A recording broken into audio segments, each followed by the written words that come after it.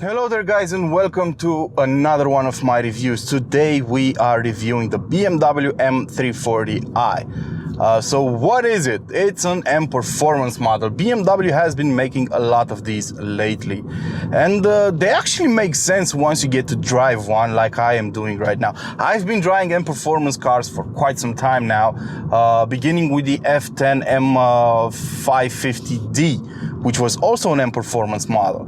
And BMW has been making M performance models ever since the 80s, and the first one was the M635 CSI. That was an M performance model which was sold in the US as an M6. So the tradition goes back a way longer than most people expect. So what's the M340i then?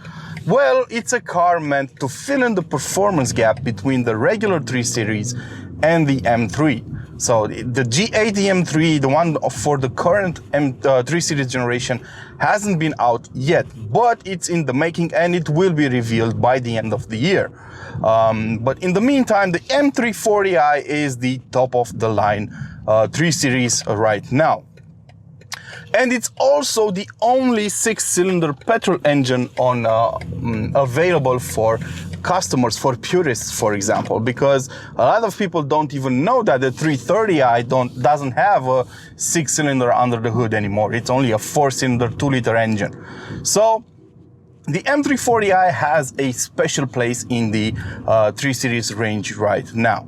How can you tell any 3 Series is an M performance model? Well, you just gotta look closer at the exterior design, because all M performance models come with a couple of details, literally details, that tell you they are something special. And I'm referring to cerium gray, that's the color of certain trims. So every M performance model comes with the M Sport packages standard, because they are, after all, meant to be a performance version of the car itself.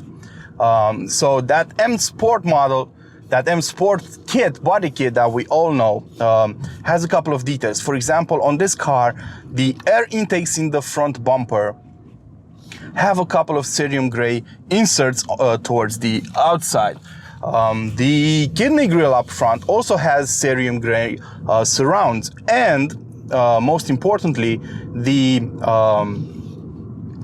kidney grille has a different design. So normally BMWs come with slats, vertical slats on their front grilles, but on M performance models, for a few years now, for a couple of years, are coming with a new design. It's a mesh design that has tiny points in them, and I think they look rather well, and I think they are fitting to the car. Also, the wheels will usually come in a different color. They usually come in cerium gray on M performance models, and of course, round the back you have you also have a couple of details, like the hexagonal tailpipes, which usually are round by contrast, and of course the M340i or the M235i or the M140i and so on badge on the boot lid. So those are dead giveaways when it comes to M performance models. Once you get inside the car, the design will look exactly the same as in any other car, with a couple of notable differences. For example, the seats I'm sitting on. For any other car you would get in the 3 Series range, you would get different seats. These are M Sport seats with a different design. They have a very nice Sensatec and Alcantara combination. They look really good, and they offer a lot of side support, which is always welcome on a sporty car, and they are actually quite comfortable too. Also on the inside, in the instrument cluster, which is digital now, and the digital instrument cluster comes as standard on the M340i, you get an M340i badge right up top. That tells you this is a special car. Also, when you open the door, on the door sills, on all 4 doors, you get an M340i badge, telling you once again this is a rather special car. But other than that, everything looks roughly the same as it does on any other 3 Series. The magic happens under the hood, that's where you have a 3-liter straight six B58 engine delivering two different kinds of power depending on where you live. So the European version, the one I'm driving, has 374 horsepower at its disposal and 500 Newton meters of torque. The American version has 382 horsepower and 500 Newton meters of torque. That's because the US version doesn't have a auto particulate filter. So starting last year, all new petrol engines, I mean not all of them, but most of them, most high performance petrol engines come with a particulate filter. It's basically the same system as it is on the diesel particulate filter, which has been a rather common thing to have on diesel engines for quite some time now. Only this time it's adapted for petrol engines, and that takes away 8 horsepower in this case. It also takes away some of the sound of the exhaust. Now, don't get me wrong, the car still sounds great, but it has some sound pumped into the cabin, so it's not all natural. On the outside, the car sounds really good, but it's so well insulated that that sound would have quite a lot of issues trying to get into the cabin. So BMW decided to pump some sound through the speakers. It's not, you barely notice it, and only the most acute BMW fans will notice that some of that sound is not natural, but it's really not that disturbing at all.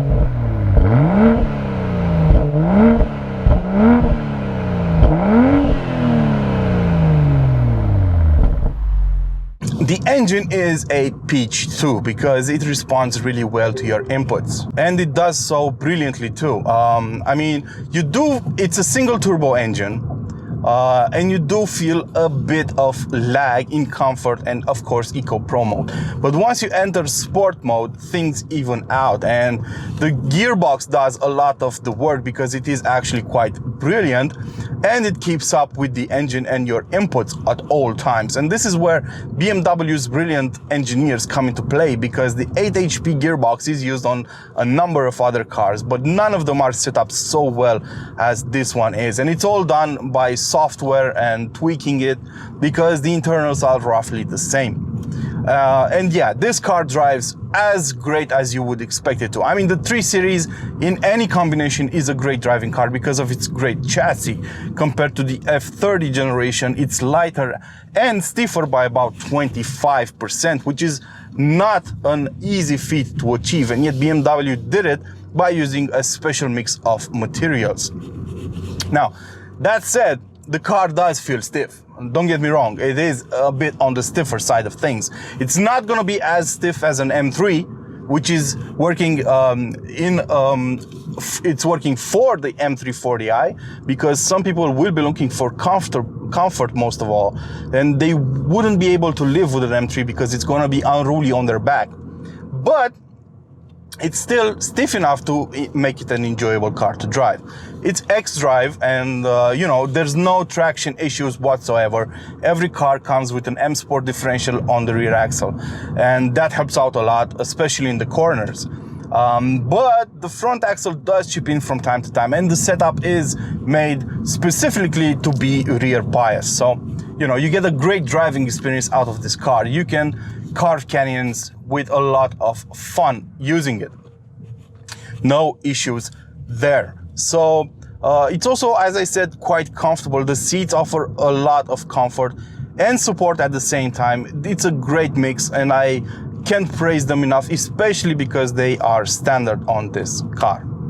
Now, the steering could use a bit more feedback, and this is becoming a bit of a you know, repetitive thing to say when driving BMWs, but they had to move to electronic power systems, and you know, they don't offer the same kind of feedback an hydraulic system would. I mean, the guys from Porsche seem to have figured it out because their systems are really good, but this one is not the top of the line stuff. It's good. The fact that the car is xDrive and the front wheels are pulling a bit of the weight, that does make a bit of a difference, but it's not a big improvement. I mean, if you get this car in sport mode, the steering gets so heavy, it's borderline unpleasant to drive. But luckily, you can configure the sport mode to adjust the steering to be as soft as it is in comfort mode. And that is the way I drove this car, because I prefer it that way. As for the fuel consumption, I mean, I can't really give you like serious numbers, because it will depend a lot on the way you drive it. And you have to keep reminding yourself that you will need your license next week as well. So you need to tone it down, because this car is seriously fast. It will do 62 miles an hour from standstill in 4.4 seconds. And by the seam of my pants, I didn't measure it, but it feels a bit faster than that. So it's a fast car. It's a fun car to drive, and it's also comfortable most of the time. So what would be the takeaway on this particular model? Well, if you ask me, this car does exactly what it set out to do. It fills in a gap between the regular 3 Series, the 330i, and the M3. It's not as stiff as the M3, but it is stiffer than the 330i. It's noticeably faster, because there's like a 120 horsepower gap between the 330i and the M340i, so it's noticeably faster. Better to drive, looks better in my book, even though you can configure a 330i to look roughly the same. And it's a great deal. I mean, the car starts in Germany at just a bit over 62,000 euros, and the one we're driving is 79,000. I've reviewed a $76,000, 76,000 euro. Sorry about that.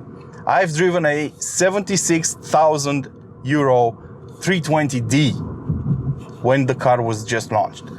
That was not a great deal, but this car at 79, I think might be worth a look over. And of course, you can have it cheaper if you don't choose every single option in available in the online BMW configurator. So yeah, the M340i is a best buy right now if you want a straight six experience, and if you're not really into all that hardcore M3 stuff, and you just want a car that drives nice, sounds nice, and has a straight six under the hood with the BMW badge on top of it, of course. That said, this has been my review of the BMW M340i. I hope you guys enjoyed it. Don't forget to like, share, and of course subscribe. Let's hit that 1,000 subscriber mark, please. Don't forget to feed your passions. Until next time, and stay safe out there. Ciao.